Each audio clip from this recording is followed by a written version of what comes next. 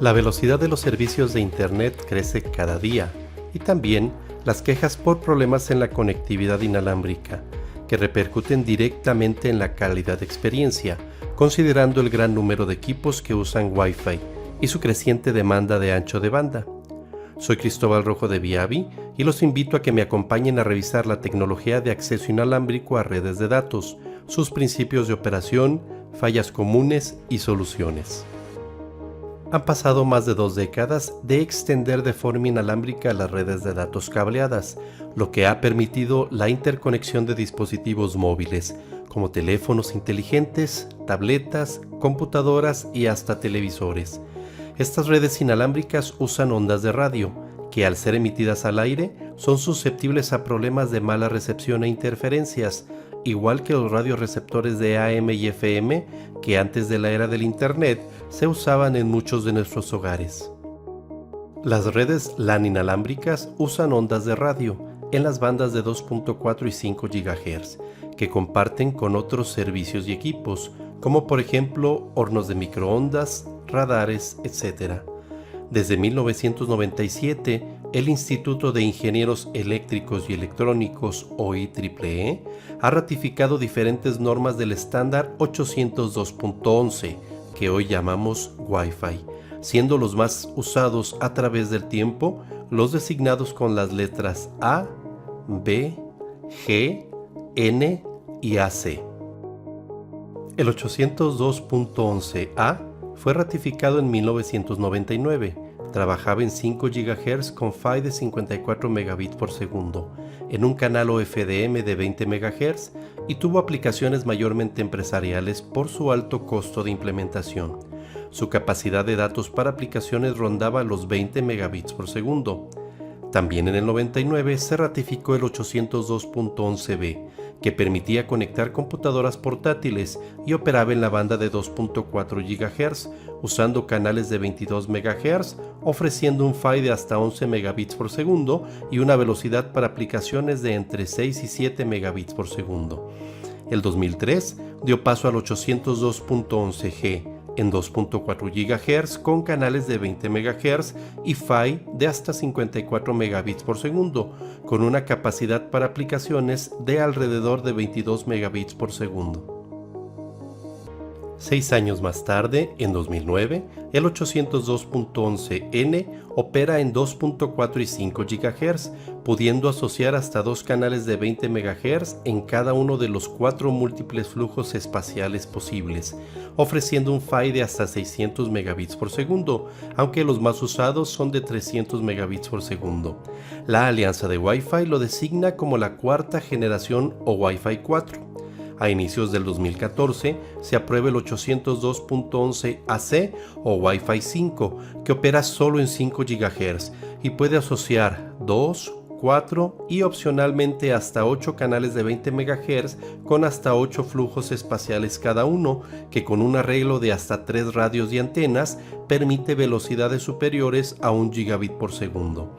La siguiente generación es el 802.11ax o Wi-Fi 6, que promete hasta 10 gigabits por segundo, agregando la banda de 6 GHz recién liberada a inicios del 2020 en Estados Unidos para su uso sin licenciamiento.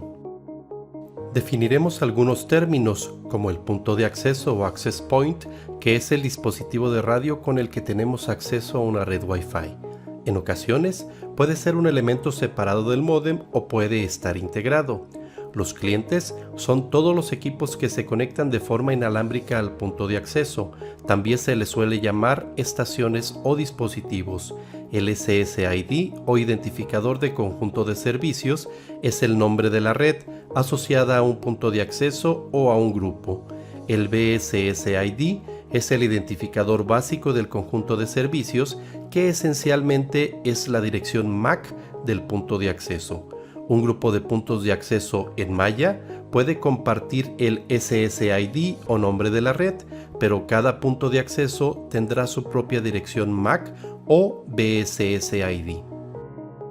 Se le llama PHY a la velocidad de transmisión en la capa física inalámbrica, seleccionada por los radios para cada paquete, que es determinada por la tecnología de los equipos, el número de flujos espaciales y la relación señal a ruido.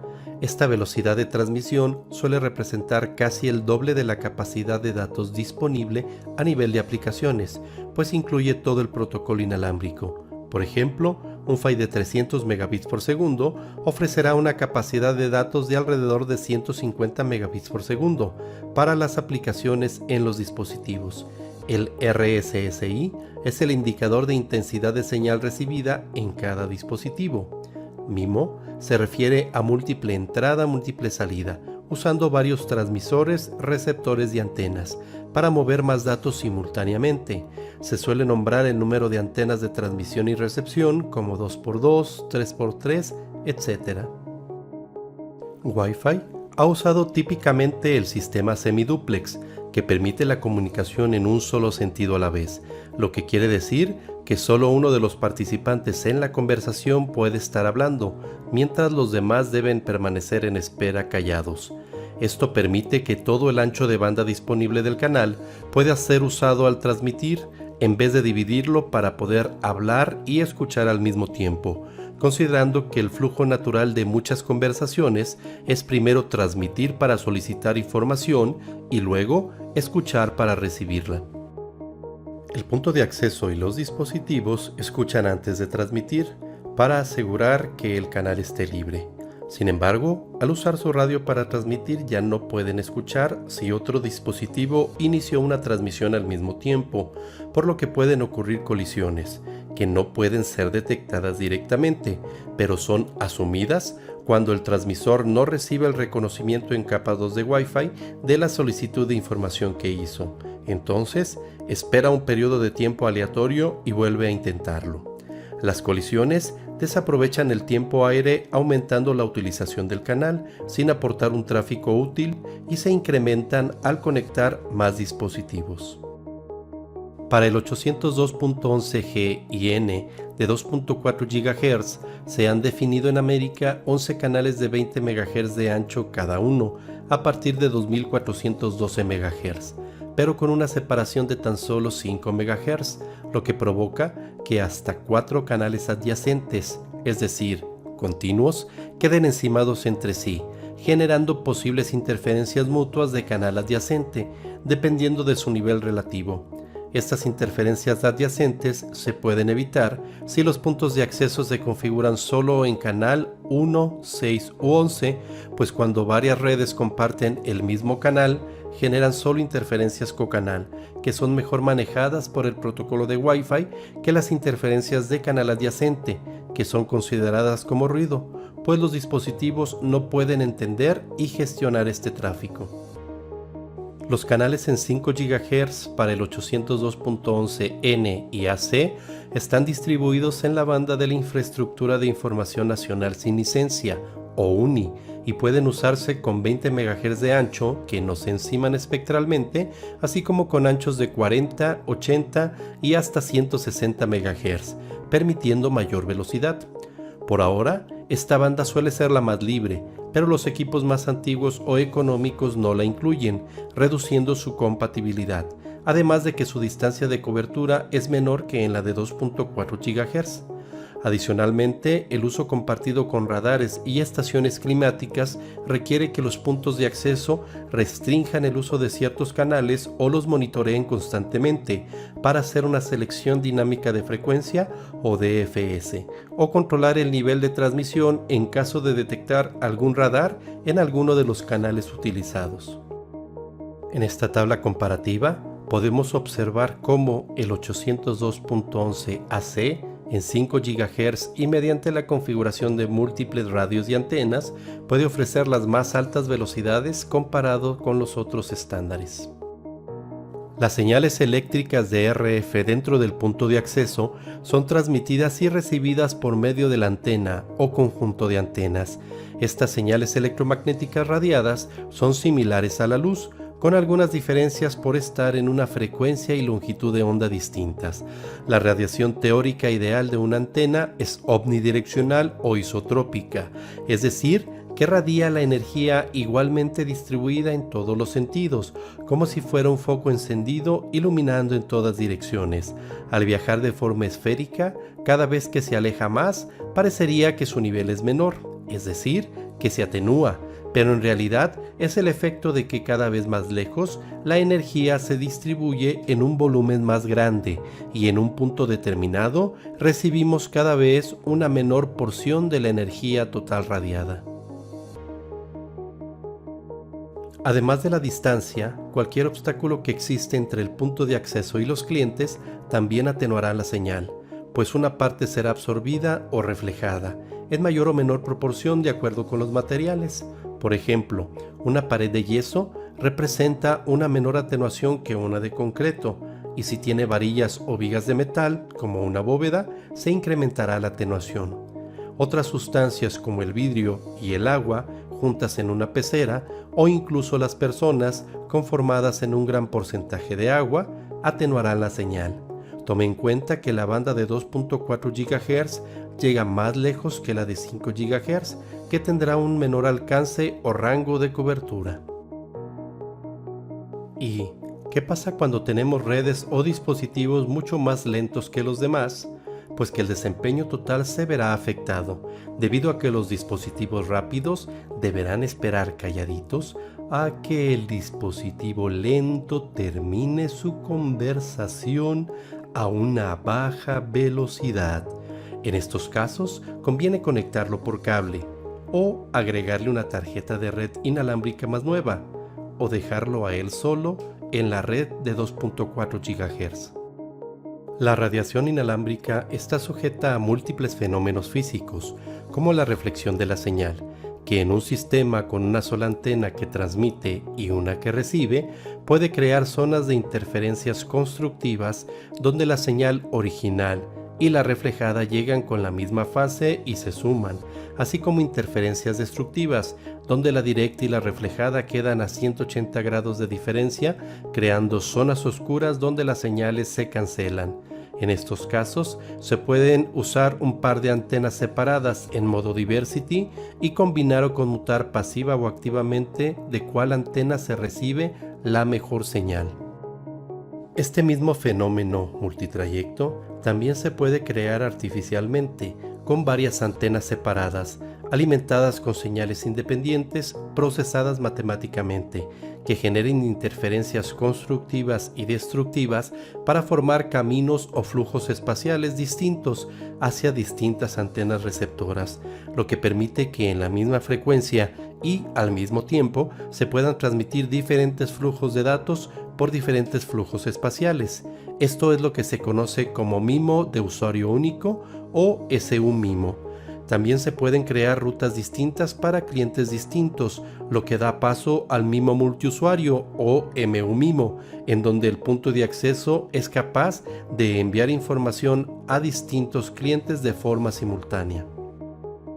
Adicionalmente, al poder modificar el patrón de radiación del conjunto de antenas controlando su señal, podemos hacer que la energía se concentre mejor en ciertas zonas preferentemente, donde están los receptores, y que no haya mucha energía radiada hacia donde nadie la necesita, como la pared a un costado o por detrás del punto de acceso, a lo cual llamamos beamforming. En este caso, los clientes interoperan con el punto de acceso para informarle varios parámetros y que el punto de acceso pueda ajustar estos patrones de radiación. Estas ventajas de radiación son aprovechadas en 802.11ac y todavía más en el 802.11ax o Wi-Fi 6, que seguro veremos crecer en los próximos años. Por otro lado, hay dispositivos que no son Wi-Fi, pero generan señales que interfieren en las redes inalámbricas, como este horno de microondas, que por medio del analizador de espectro del Wi-Fi Advisor podemos observar un pico de energía en el canal 11 y en algunos casos en el canal 10 de la banda de 2.4 GHz. Asimismo, dispositivos Bluetooth, teléfonos inalámbricos, etc. usan esta banda libremente, pues no requieren licenciamiento.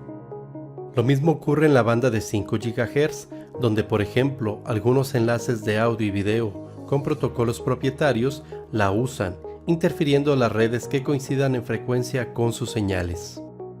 Haremos una inspección para determinar la mejor posición del punto de acceso y los mejores canales a utilizar. Instalaremos la red inalámbrica para una casa de 2 pisos, con una oficina en la planta alta y servicio de internet de 125 megabits por segundo en un módem con punto de acceso integrado de doble banda concurrente 802.11n 3x3 en 2.4 GHz y 802.11ac 4x4 en 5 GHz.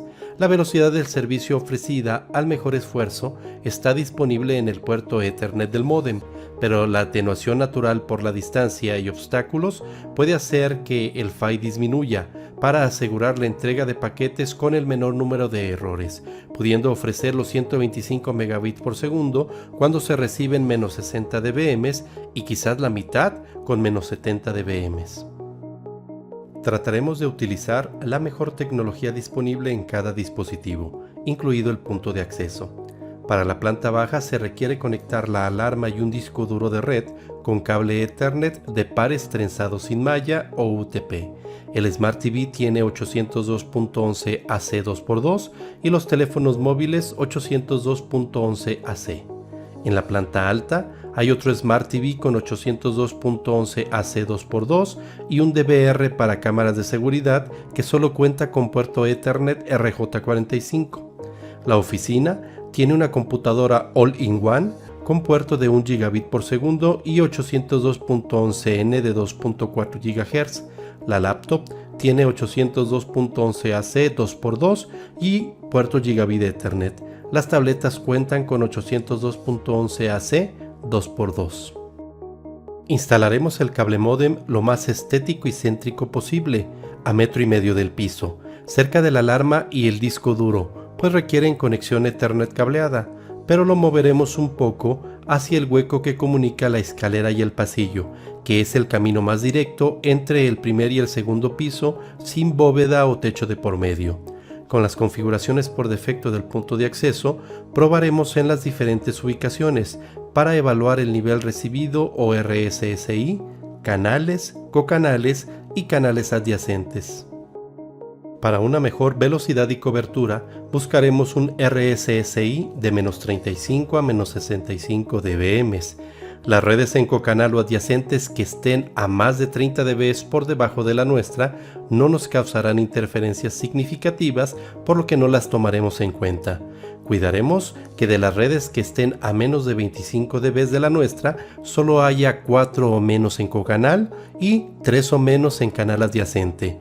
En la sala de la planta baja, los celulares y el Smart TV deberán conectarse preferentemente a la red con el SSID terminación A7-5G de los canales 44 más 48 para evitar compartir la capacidad con la red oculto del canal 11 de 2.4 GHz y así tener mejor desempeño. En la cocina, la red de 5 GHz tiene un nivel aún bueno, cercano a menos 60 dBm, además de que la red de 2.4 GHz presenta pocas redes en cocanal en niveles suficientemente bajos, solo que al usarla para dispositivos antiguos debemos considerar que el horno de microondas puede generar interferencias mientras esté en operación para los canales 10 u 11. Para el comedor, ambas redes siguen siendo buenas opciones. Sin embargo, nuevamente la de 5 GHz sigue siendo la preferida, por su buen nivel y por estar sola en su canal 44 más 48, sin compartir el ancho de banda con otras redes. En la red de 2.4 GHz ahora apareció una en el canal adyacente 9, que no estaba en la cocina, pero que sigue estando suficientemente baja. Además, la red oculto ahora está 17 dB por debajo de nuestra red. En el jardín, la red de 5 GHz ya está cerca de menos 65 dBm y bajo ciertas circunstancias, como en una reunión con mucha gente, podría fallar la cobertura, en cuyo caso se podrá usar la red de 2.4 GHz con mejor nivel, pero redes cocanal y adyacentes en niveles medios y bajos. Ya en la planta alta, para la sala de TV, ambas redes son buena opción. La de 2.4 GHz tiene mejor nivel con cerca de menos 58 dBm y la de 5 GHz alcanza los menos 65 dBm mínimos necesarios. La oficina en el segundo piso se vuelve uno de los puntos más complejos por cobertura, pues la red de 5 GHz tiene un nivel muy bajo de menos 75 dBm. La red de 2.4 en canal 11 tiene alrededor de menos 65 dBm, considerando que la red oculto sigue estando por encima de ella, y dos redes adicionales en los canales adyacentes 9 y 10 y una más abajo en cocanal. Debido a que hoy en día la oficina en casa es muy importante para videollamadas y reuniones virtuales de negocios, y a que ambas computadoras cuentan con puertos Ethernet Gigabit, se ha decidido alimentar con cable UTP categoría 6 desde el módem y colocar un switch de red local que nos permita hasta 1 gigabit por segundo cuando esté disponible por parte del proveedor de internet, además de mayor robustez todo el tiempo, al no consumir tiempo aire de Wi-Fi y quedar libre de interferencias, cambios de nivel y nuevas redes o configuraciones que pudieran afectar en cualquier momento. Para la habitación principal, ambas redes tienen suficiente limpieza y niveles adecuados. La habitación secundaria solo permitirá de momento la conexión a 2.4 GHz con baja velocidad debido a su nivel bajo, cocanales y adyacencias, sin poder usar la de 5 GHz por tener un nivel de menos 72 dBm o menos. Para tener cobertura aquí, se puede usar un extensor Wi-Fi que para la banda de 5 GHz genere una red adicional en los canales arriba del 149 y en la red de 2.4 GHz genera la red de extensión en el canal 1. También, si hay disponible otro punto de acceso y se puede conectar por cable UTP, se puede conseguir extender el rango Wi-Fi. En cualquier caso, esta extensión también ayudaría como una conexión de respaldo para la oficina en casa. El extensor o segundo punto de acceso conviene colocarlo en una zona intermedia entre el punto de acceso original y el área sin cobertura, como por ejemplo en la zona de la sala de TV de la planta alta, donde haya buena recepción. Una vez instalado, al tener dos redes con distinto SSID desde el extensor y desde el punto de acceso original, los clientes deberán seleccionar manualmente la red más adecuada cuando experimenten problemas de velocidad en las zonas donde las coberturas de ambas redes se traslapen. Un sistema de red en malla o mesh puede ayudar en estos casos, pues todas las redes generadas por los puntos de acceso de la malla comparten el mismo SSID y los puntos de acceso controlan la conexión de los dispositivos sin que el cliente tenga que elegirlos manualmente, pero es un sistema más costoso que el repetidor y en este caso no se justifica pues el área de mala cobertura es muy reducida. Adicionalmente, la medición del ruido y la utilización en cada canal nos puede dar una idea más clara para seleccionarlo mejor, que solo medir los niveles de canales, cocanales y adyacencias, pues pudiéramos elegir un canal con pocas redes, pero que estas redes tuvieran alta utilización o mucho ruido por interferencias ajenas a Wi-Fi. Por otro lado, recuerde configurar el acceso Wi-Fi protegido o WPA en el punto de acceso, usando una clave compartida previamente o PSK, eligiendo preferentemente WPA2-PSK, con el estándar de encripción avanzada o AES que le permitirá tener un mejor control de acceso. Usaremos el Companion con puerto Gigabit Ethernet y 802.11 AC2x2 para probar la velocidad en el puerto Ethernet del módem y el Wi-Fi en algunas ubicaciones. El módem registró más de 123 megabits por segundo de bajada, ligeramente por debajo de los 125 ofrecidos al mejor esfuerzo, y poco más de 10 megabits por segundo en la subida. En Wi-Fi, a menos 70 dBm, la red de 2.4 GHz en un canal de 20 MHz llegó solo a 45 megabits por segundo de bajada y más de 9 megabits por segundo de subida, mientras que en 5 GHz, al mismo nivel, pero con un PHY de 260 megabits por segundo, obtuvo 122 megabits por segundo de bajada. Por último, Con nivel de menos 40 dBm a 5 GHz, el PHY aumentó a 1300 megabits por segundo, pero la bajada no mejoró. De hecho, fue ligeramente menor por el servicio al mejor esfuerzo desde el módem. ¿Y qué ancho de banda es necesario para cada tipo de servicio?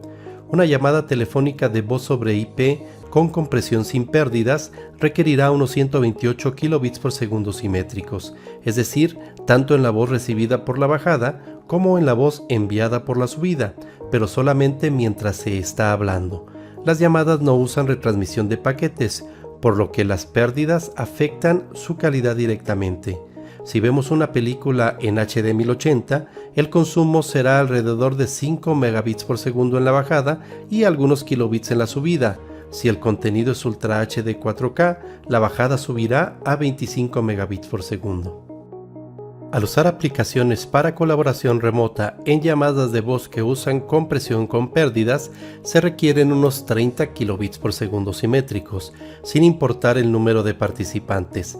Pero al agregar la cámara de video en calidad HD, se puede requerir hasta 1 o 2 megabits por segundo en cada sentido para un par de participantes, y al ir incluyendo más participantes, cada video reduce su tamaño y resolución, pero el consumo de la bajada puede llegar desde 4 hasta 8 megabits por segundo, manteniendo la subida de 1 a 2 megabits por segundo, pues recibimos más video del que enviamos. Si consideramos varias llamadas simultáneas, porque hoy mucha gente está trabajando y estudiando desde casa, veremos cómo estos consumos se multiplican y rápidamente podrían consumir toda la capacidad de datos, especialmente en la subida, pues la última milla de cobre, coaxial o fibra en servicios residenciales suele ofrecer de subida la mitad o menos capacidad que en la bajada. Pero, ¿qué ocurre si mañana crecen los paquetes de datos ofrecidos a nuestros suscriptores? ¿Cómo saber que las pruebas de Wi-Fi que realizamos durante la instalación nos asegurarán que la red inalámbrica soporta este crecimiento sin que se convierta en un montón de llamadas por servicio? Con el Wi-Fi Advisor se puede ejecutar una prueba de capacidad total PHY inalámbrica que no esté limitada a la velocidad de servicio aprovisionada en el módem, usando un OneXpert CATV o un Wi-Fi Advisor como generador de tráfico Ethernet en el módem y otro Wi-Fi Advisor como cliente. Así, podremos probar en las distintas ubicaciones la degradación PHY por niveles bajos, ruido alto y el margen real de capacidad disponible por encima del umbral de servicio contratado. Dicho margen nos permite saber cuánta degradación del servicio podemos tener antes de fallar en la capacidad ofrecida, pero también la capacidad disponible para futuros crecimientos de velocidad. Y con esto concluimos este video, agradeciendo el favor de su atención y recordándole inscribirse en nuestras redes sociales para estar en contacto directo con nosotros y que podamos ayudarle a resolver sus dudas sobre equipos de Viavi y su aplicación en campo. Hasta la próxima.